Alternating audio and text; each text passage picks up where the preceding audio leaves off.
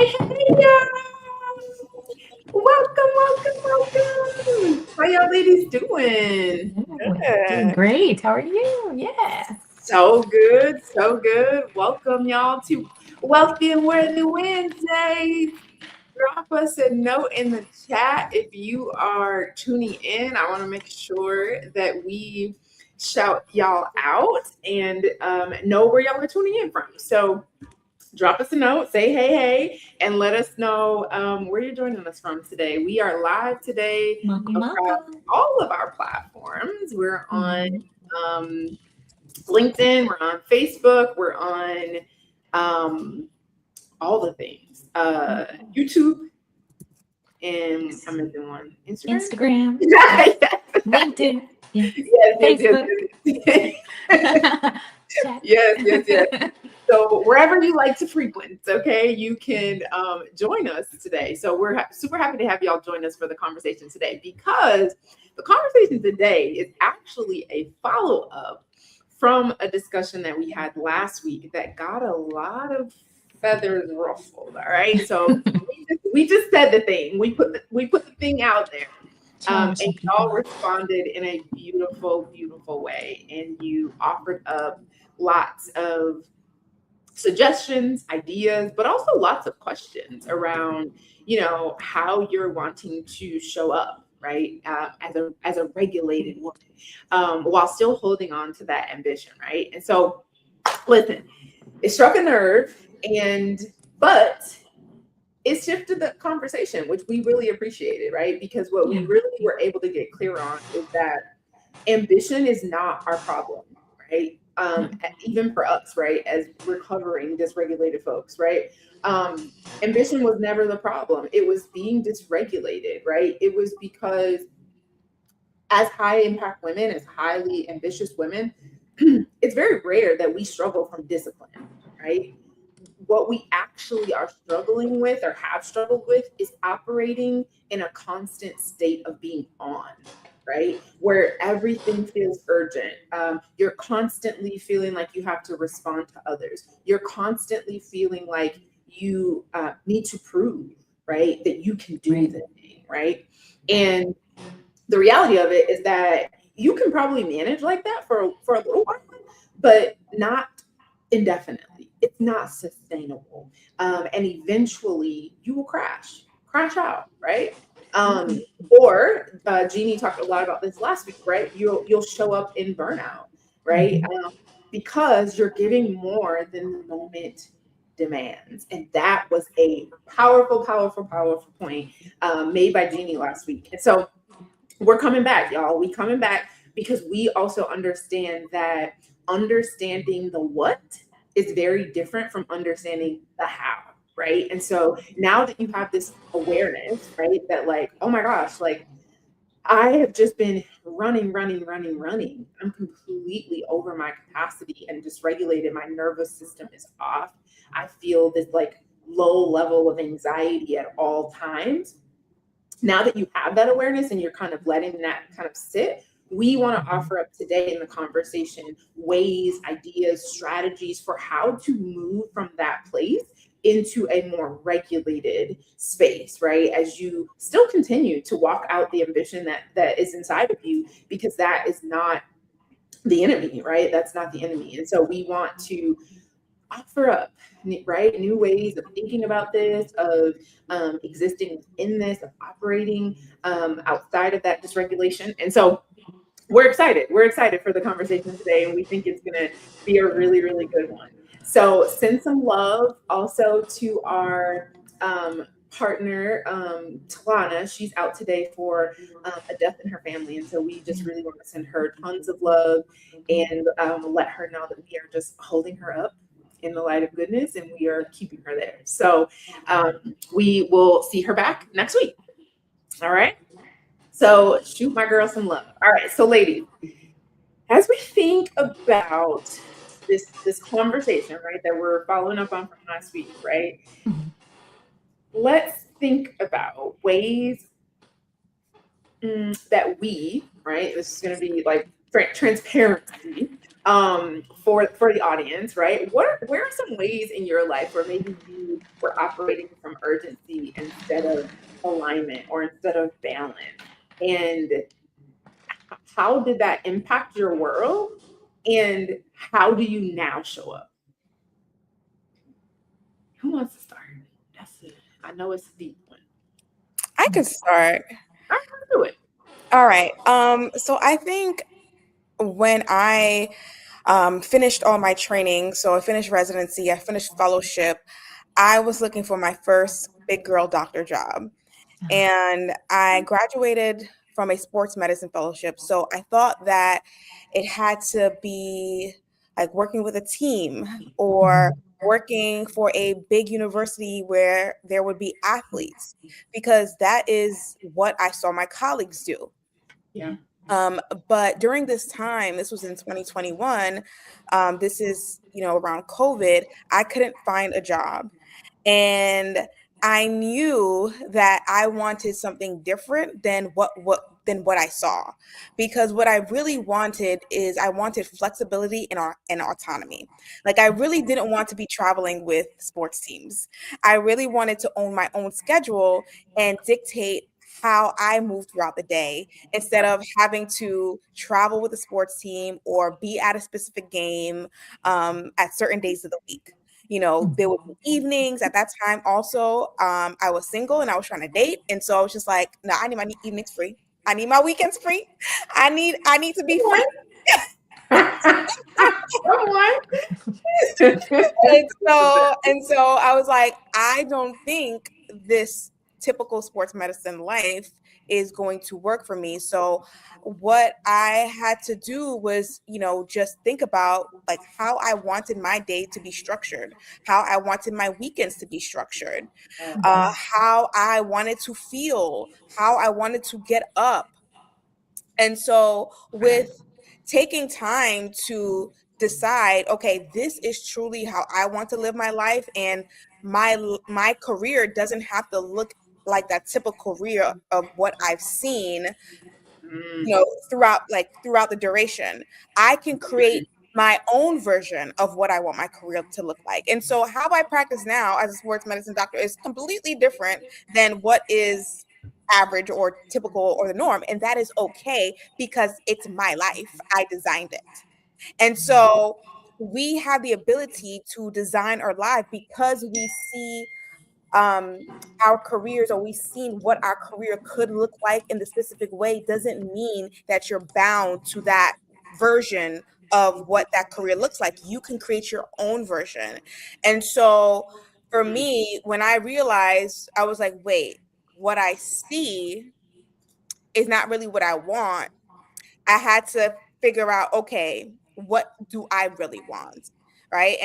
And so from there, I was able to operate from a place of freedom instead of fear or urgency, because just because I needed to get a job and it had to look a certain way, I took my time actually to find the right job for me, instead of rushing and finding my first big doctor job. I took my time and thought about, okay, is this in alignment with what I want my life to look like? Yes, then let me go there. Oh, I love that so much. I love that so much. Thank you for sharing that. I love it for a variety of reasons. Number one, I love it because you gave yourself permission.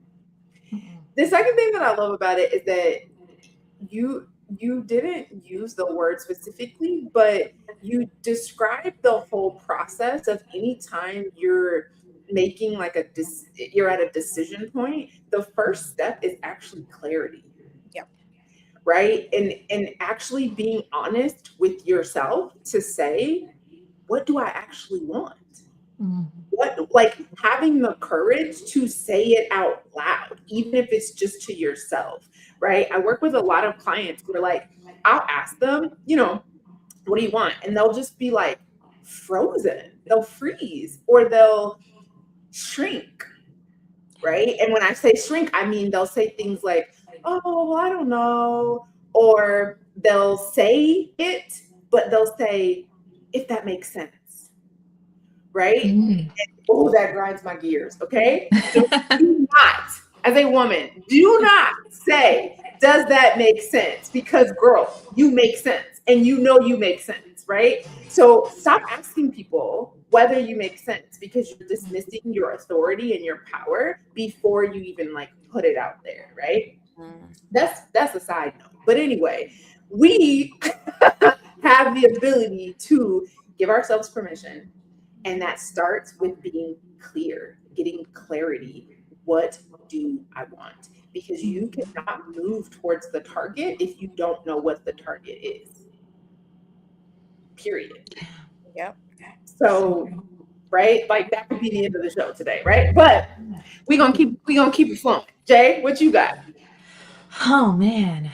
I was wondering if I should land on something work or something a little bit more personal. I think in the spirit of our beautiful Talana not being with us, I'm gonna keep it to the personal rather than the Let's professional. do it. Yeah, let's do it. And you know how we all decide in our lives that we want to shift and we're ready to transition into things like motherhood, into a relationship, into just the next phases of our lives, of our growth and development. And I think for a really long time, when it came to my desire to step into motherhood, I was operating at a sense of urgency. This idea of like, I keep getting the messaging consistently that I'm of a specific age and I need to work out, when I have a child as soon as humanly possible. And you need to do all the things and be all the things. And it is a tough, tough journey. Like as a whole, if I knew how hard it was to get pregnant, I tell you,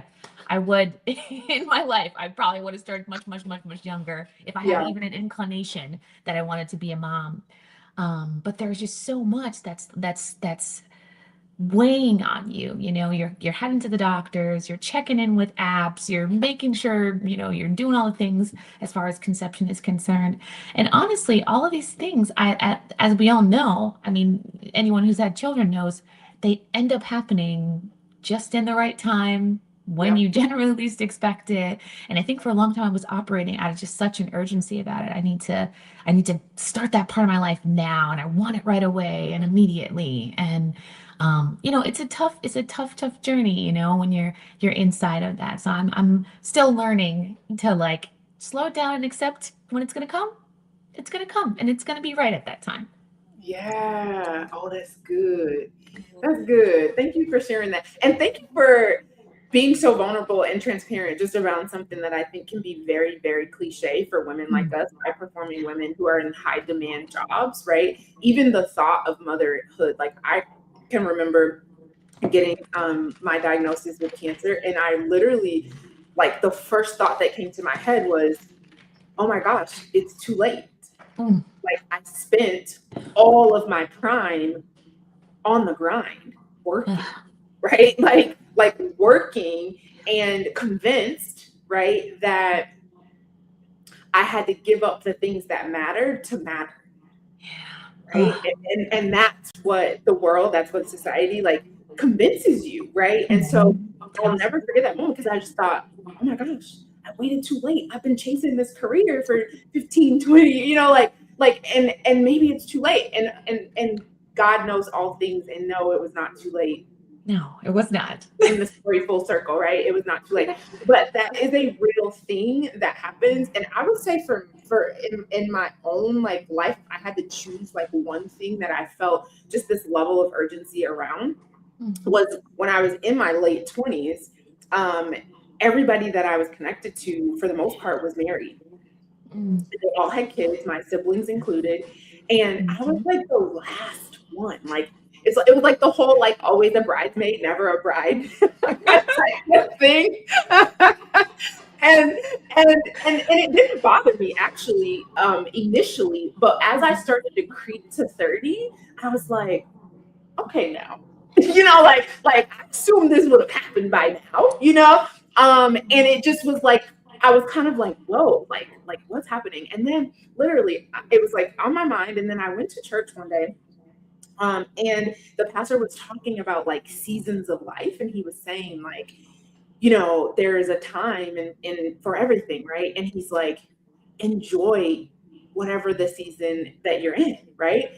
And so after that, I was like, you know what? I'm just gonna enjoy the singleness thing, right? So I started taking solo trips. I started like doing all these things. And you guys, I took a solo trip to Dallas, Texas, and I was there for like maybe 4 days in this hotel. Like I stayed at this like plush place.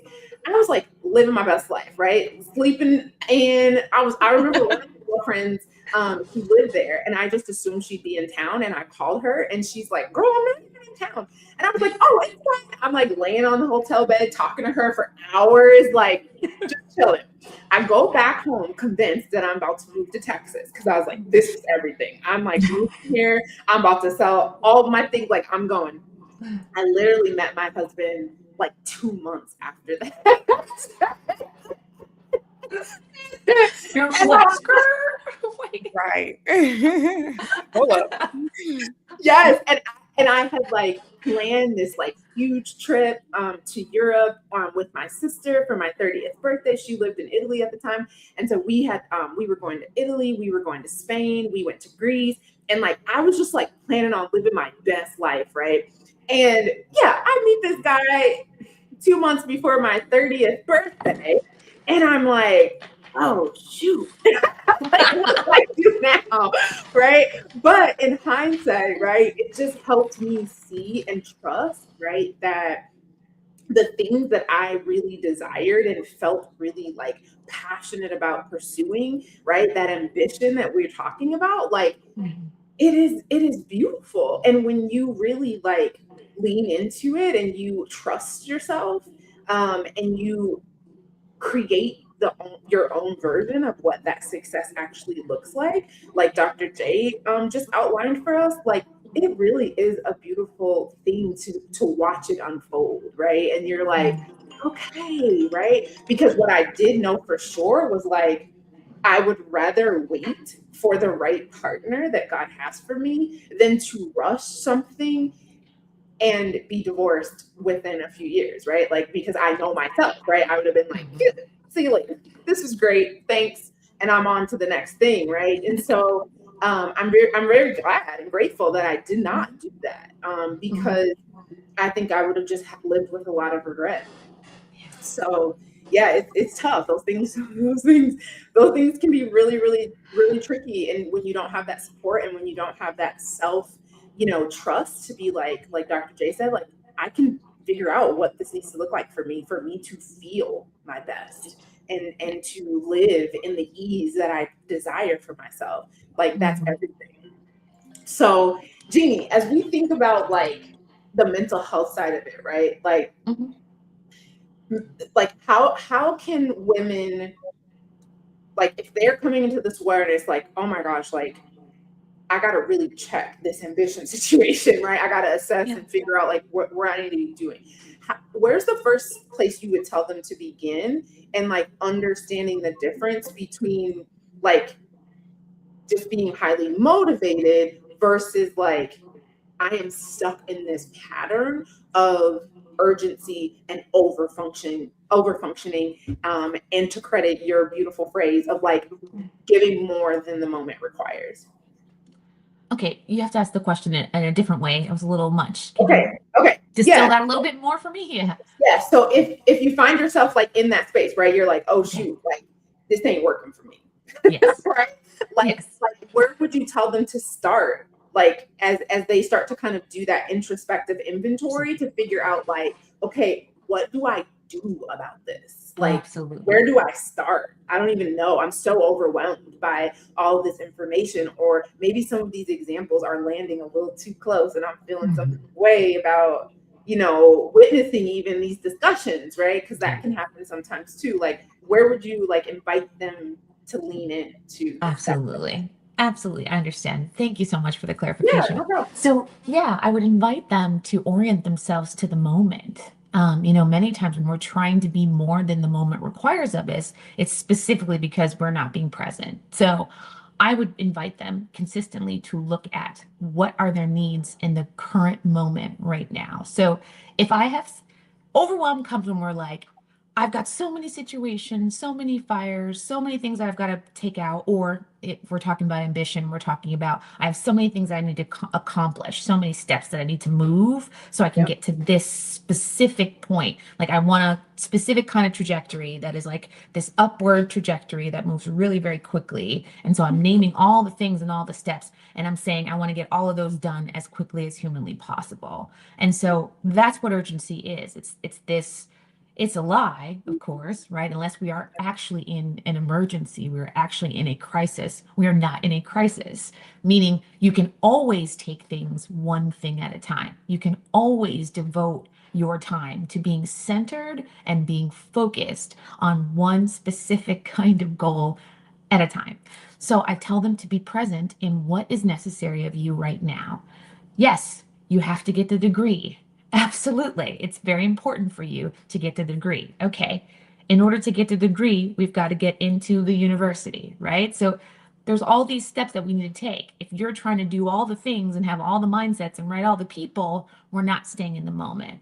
Let's say we're getting a law degree. You've got to take the LSATs. So what's your study regimen look like? What are you doing to get to that point first before we're moving 30 million steps ahead? So I always will remind, like, are you here in the present, and are you being mindful that what is required of you now is only one specific thing at a time? It's not 20 things at a time. Days don't even come 20 at a time. They come one at a time. Same as hours, same as Oh, that's minutes, good. same That's as good. seconds. So Oh, I that's just remind good. them to be inside of that and recognize that. It can be very difficult, obviously, but it is about centering self and orienting yourself to what's required of you now. Oh, that's so good. I love that. So listen, for those of y'all who need the cliff notes, listen, she just said just stay in the step that you're in. All right. Stay in the step that you're in. Just focus on that. Do the thing and do it in excellence, right? Do it well, because we know us high achievers, it's gotta be right. Oh, absolutely. I've got some comments on Instagram about it. Okay, what they Start got? Appeal says have to take steps and recognize the checkpoints. I find some people look at the end goal, then find themselves overwhelmed. Absolutely. You're I looking at the love to end, you're hear that. focused on the outcome, and you're not focused on the process. And process requires of us, sometimes even demands of us, that we stay focused and connected. And that's how we do our best work. When you're floating somewhere in the ether of what we should be doing or could be doing or what should be done, you are not in the present. Should is a pretend place, it does not exist. So Ooh. stay in the moment, stay inside of focus in what is the reality now. Oh, that's good stuff.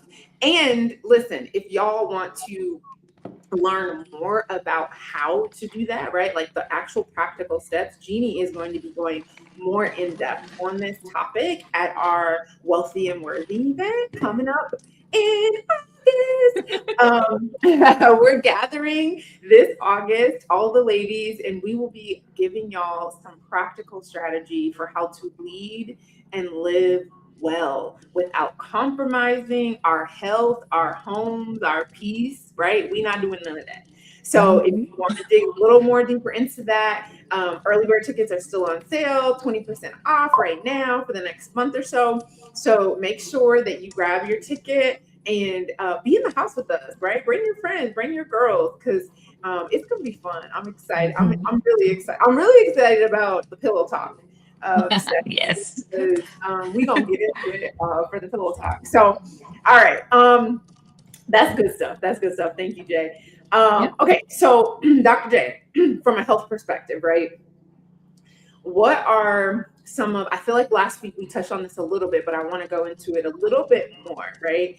Um, what are some of the signs that you would see as a practitioner for women where this ambition is just solely fueled by stress, right? Instead of strategy Mhm. or sustainability. Like how does that show up in the clients and the women that you support?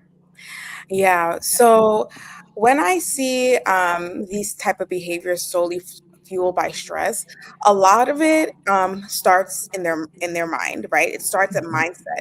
mindset, because whatever they're doing is dictated, what we were saying, by fear or urgency. That is a place that they're operating from, right? And so when you are operating from fear or operating from urgency, that is activating the amygdala, that part of your brain that operates from fear. And because of that, you're not able to think clearly. You're not able to tap into your executive function to think about what is the next best step for me, right? And even at times, they can have physiological symptoms that are similar to anxiety, like heart palpitations or sweaty palms, right? And they start catastrophizing, like, what if this goes wrong? Or like, if this happens and this goes wrong, like, what will happen to me, right? And so there is a lot of catastrophe that can happen about worst case scenarios, and that impedes progress. And then from a physiological standpoint, our bodies are in response to how our mind is functioning about what we are, or the action or behavior that we're embarking on.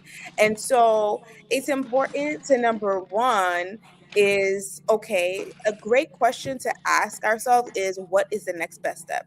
Because sometimes our mind is going in all these different directions. We're thinking about what is the worst case scenario, and we're not focusing on the next step to make, right? And so when we're able to focus on the next best step, like, oh, okay, well, I know I need to work out, but like, I'm busy and I have to pick up my kids, and I also have to get food for the kids, and I have to make an appointment for my mother.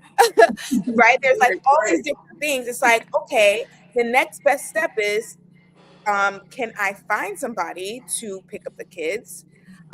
Can I um, order a food delivery service to make sure that I get food at home, right? And so that is the next best step. And so when we think about, okay, what is the next best step, that also is able to ground us, like ground our body, like, oh, okay, I do actually know the next best decision to make. Yeah. And we're able to, our body is then able to respond to that, because we're activating that prefrontal cortex, we're activating that executive function that we all have the ability to activate, right? It's the fact that we think that it is more complicated than what it actually is, when sometimes we just have to ask ourselves, what is the next best decision here, so Love that. that I can make the best decision for me in this moment.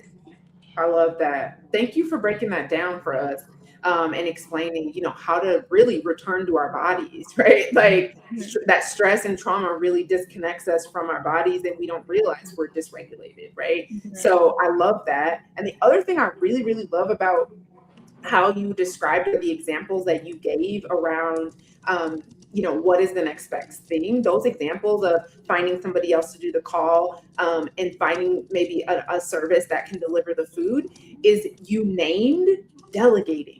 Yes.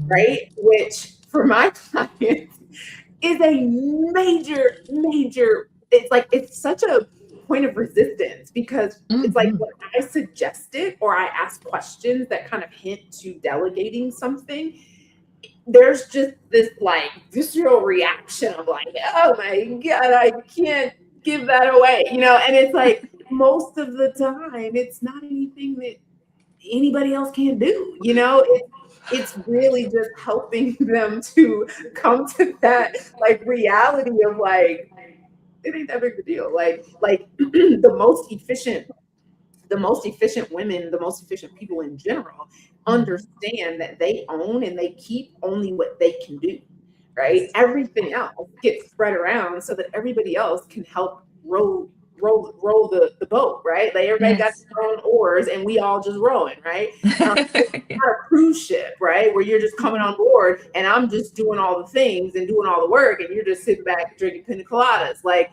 no, like we have to really shift. You're laughing, Jay, but I'm I love serious that. though. I mean, I It's believe so you. true. I'm with Like, you. There's so many. so with you, 1000%. And it's a particularly difficult thing for high achieving women who function inside of such a principle of I need to be the most impactful. I need to show and demonstrate the most aptitude, and aptitude means that I'm able to do it all on my own, to be myself. I show that I'm gifted, or I show that I'm the best by hoarding all of the responsibility, hoarding all of the tasks. And that simply is a myth. The reality is that lacks vulnerability. It doesn't allow us room to connect to our communities in the way that we're supposed to be connected to our communities, Love it. right? It doesn't allow us the the opportunities that we deserve to be seen Love by others and see others and their roles within our lives. I mean, I Yeah. think what you're saying is so important because there are so many people who are struggling with mental health issues who have thought to themselves, I'm the only one who can do it. And it was a total lie. And they it. found that out when the crisis hit. And everybody was what? Whoa, whoa, whoa, whoa, whoa, whoa, what's going on? Why didn't you call us? What do you mean? We live 10 minutes away. We could have done that. Like, Yeah, what do you yeah, mean you needed money? What are you talking? Well, I could send you that. That's not an issue. Like, what do you mean? Your mom was sick? My cousin's a doctor. Why didn't you let me know? I could have had them look in on her case. Like, what's yeah, going on with you? That yeah, you have decided that you have to do all of this on your own. What is our function as your friends, if not to be, and as your family or as your colleagues, if not yeah, to be showing up for you? yeah. That's beautiful. That's beautiful. And I also will say too, oftentimes that lie that we tell ourselves that, only we can do it. At least for me, I'm just going to speak to myself about myself and honestly about a lot of my clients, right? Most of my clients, right? It's a result of trauma. It's a result Mhm. of earlier childhood experiences or even just earlier life experiences that have taught you that people won't show up, that the people that you really needed to show up didn't show up, and you had to figure it out by yourself. Yeah. And I think for me, it took me a while to kind of find that common thread of like, why do I believe that I have to do this myself? Why do I resist accepting Mhm. help? Why do I, like I had to really start asking those hard questions. And of course, with Jesus in therapy, I came out on the other side, right? But Absolutely.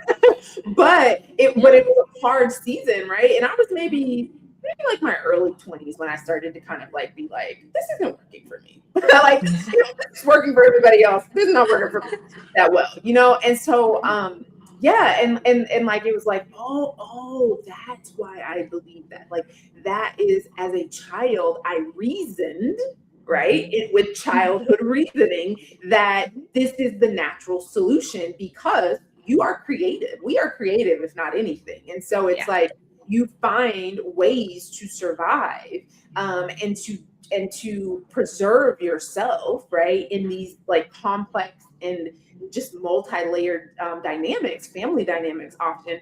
And so it's like once you become an adult, those patterns they follow you. And if you don't confront them, if you don't inspect them, if you don't, reflect on them, you will just continue to live them out unconsciously. And so I just didn't want that for myself, and I don't want that for y'all. Honestly, I don't want that Yeah. for y'all. Y'all deserve better. Mhm. And Okay. just because you didn't cause it does not mean that it's not your responsibility to rewrite it. Mm. Absolutely. Did you hear that? We have some people on Instagram, Let's hear Stark it. Appeal, who said how much of this is because of a lack of being able to outsource, how much of it derives from fear. And I Mhm. think Tiana just spoke to that, right? Like some of this does derive from our fears and some of our learned fears, right? Not this Made up. unsubstantiated fear, right? Right.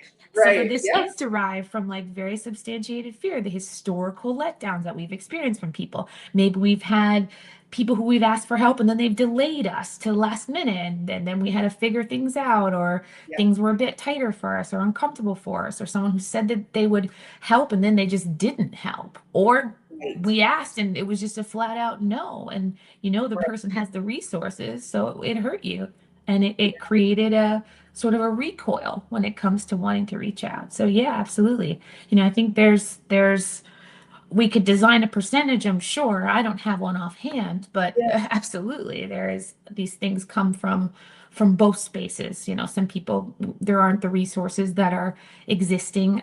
I would say that's pretty rare for the most part. If you have a job, you have family, you have friends, I think there's always someone who, whether it's uncomfortable or not, you can ask for or barter for help with things. Yeah. People forget that their employers are huge resources at times. There's usually an EAP program that your employers are generally like Yep. if you live in an organization that's even from 20 people to 50 people, generally speaking, they have things and resources that you can find. Your community has resources in social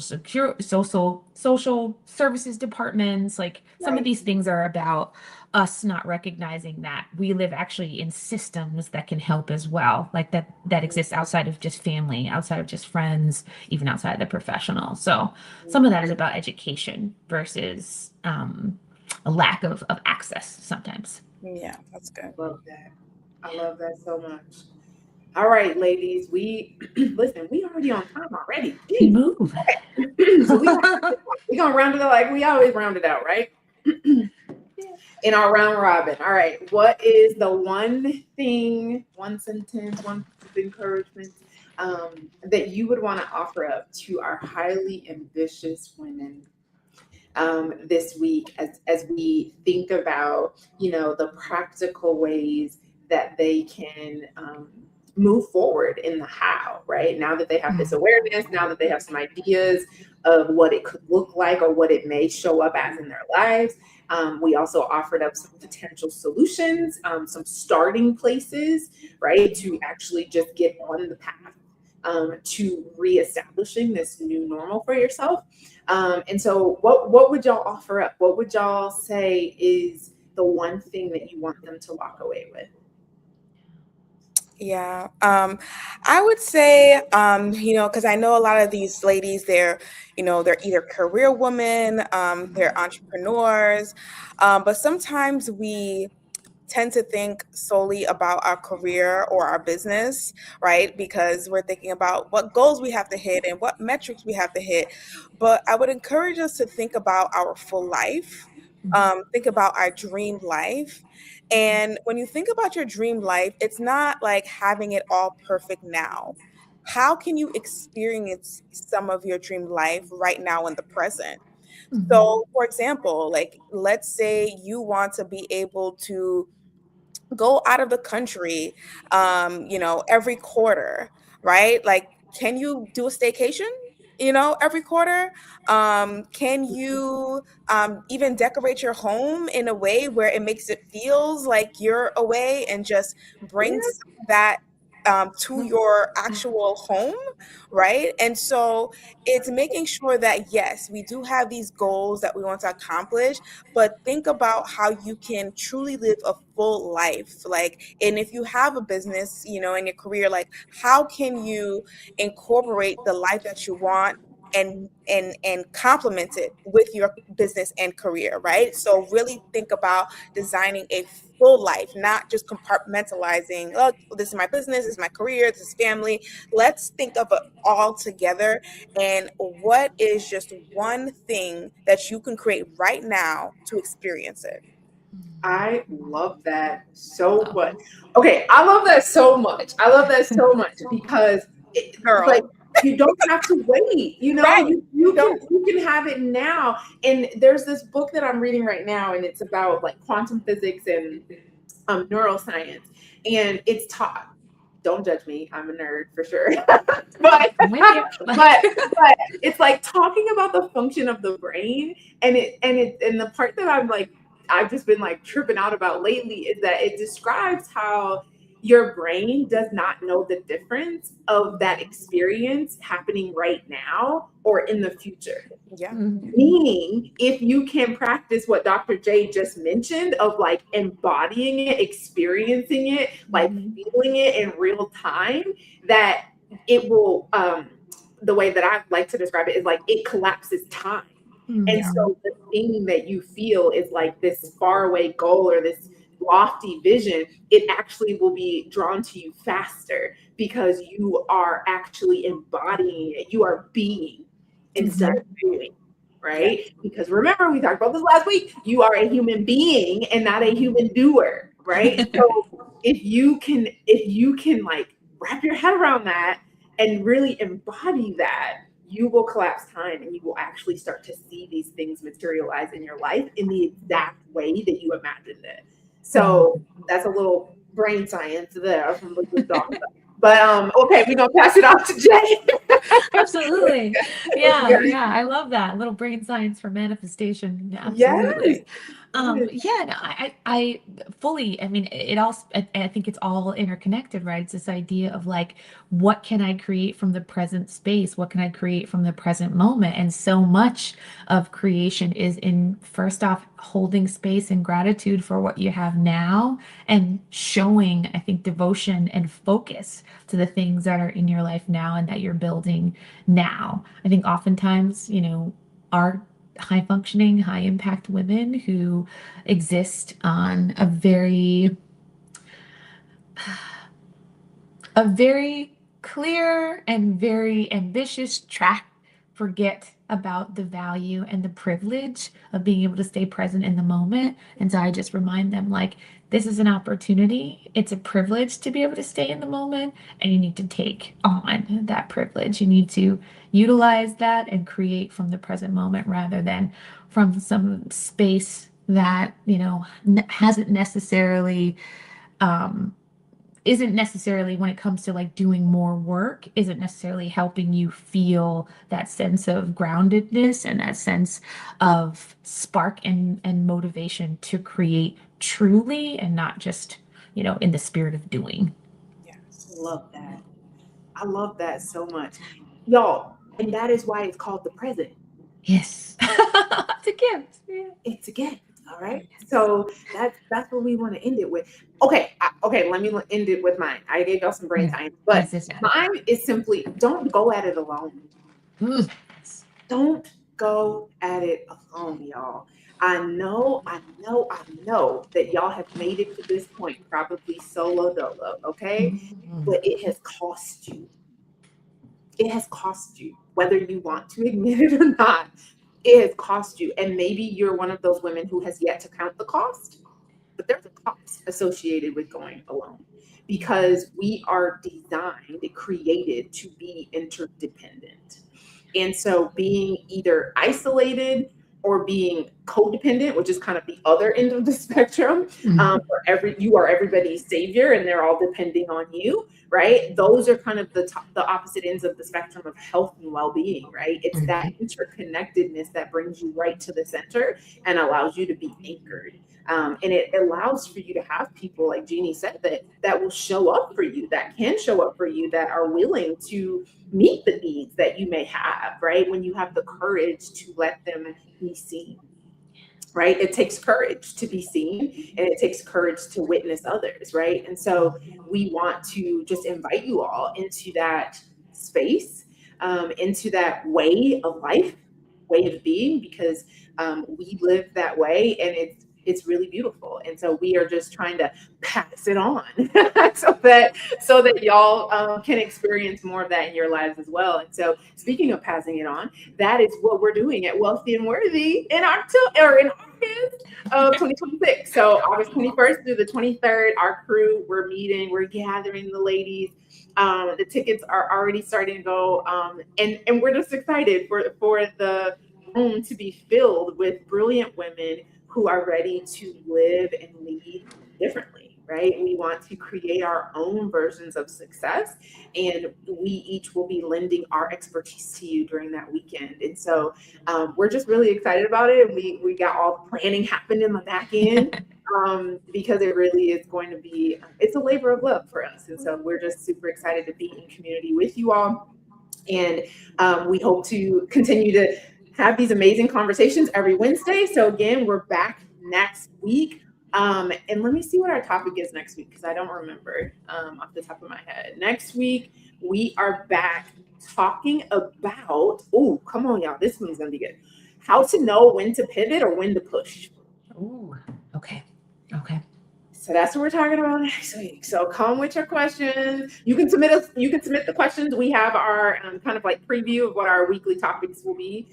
So we have when to push or when to pivot next week. And then at the end of the month, April 22nd, we are hosting a Month of Hope special. April is the month of hope, and it will be focused specifically on breast cancer. So we will be talking about the science, we'll be talking about the stories, and we'll be talking about life after the diagnoses, right? That there is opportunity for you to still flourish and thrive, and still create health for yourself, and on your own terms, as Dr. J mentioned in today's discussion. And so I will be leading that discussion with a couple of other ladies, and I'm just super thrilled about that. So we just are just excited to keep connecting with y'all each week. And it's just going to keep getting better and better. So we'll check in again next Wednesday, same place, same time. Bye. Bye.